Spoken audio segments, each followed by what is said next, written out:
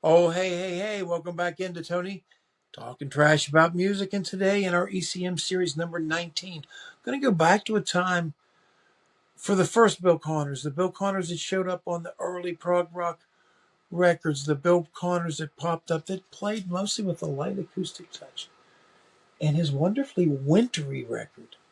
It snowed a lot around here, and this kind of, as I'm looking through the ECM stuff, I'm saying, boy, this is it. And what a record this is. This is just, it's called Of Mist and Melting. There's something about this record that screams about winter.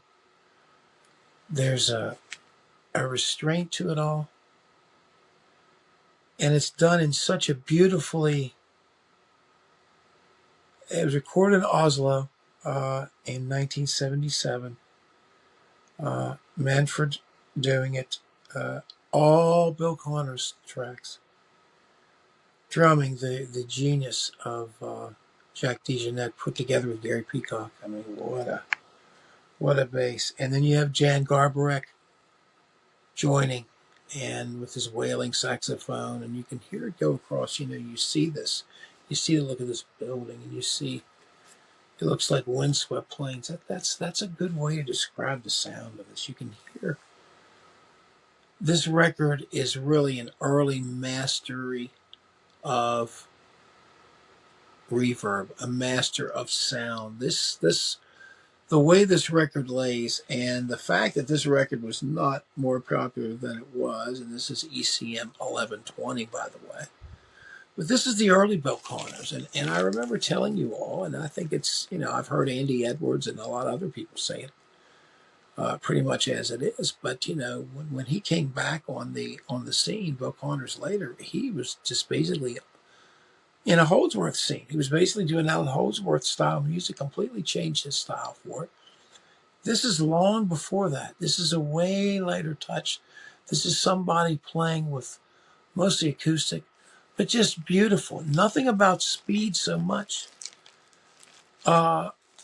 The method of comping, interesting ways of playing with the space, with DeJohnette sometimes playing the tom on his snare, sometimes moving on, but really creating a beautiful,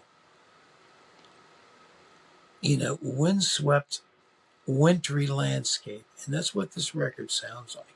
And you've got the name of these tracks. I don't know if they were influenced by it, but melting basically takes most of the whole first, half of the first side, I suppose. And then you've got Not Forgetting, which is probably my favorite track on there. The second side, just from the beginning to the end, Abu Dhabi, Cafe View, Unending. And it's towards this part of the second thing that you really start to get this beautiful feeling of not only barrenness, but also kind of liberated. It sounds weird. It's almost like, you're going trudging on through this, and you're like joyfully giving up to it. Joyfully dying in the snow. Freezing at the top of the mountain or something. It's really, you get a weird feeling with it. I do. Maybe it's just my mind going on with the imagery that's provided on this wonderful cover here. But there's something about this record that was really good and really promising, and it is super, super wintry. So if any of you guys want a great, if any of you guys, live anywhere this year, it's 2026. Hopefully the worst of it's over here where I am in West Virginia. But I did whip this out during it, and I couldn't believe it. I mean, it was so apropos. It's beautifully done. I have a hard time believing that it wasn't done. It was recorded in December in Oslo, so I think it may have been snowing then. Who knows? But anyway, thank you so much for it, and thanks for the old Bill Connors and the new Bill Connors. Just thanks for Bill Connors. Made a string of really, really good records, and also did some great work with other people. And just was, one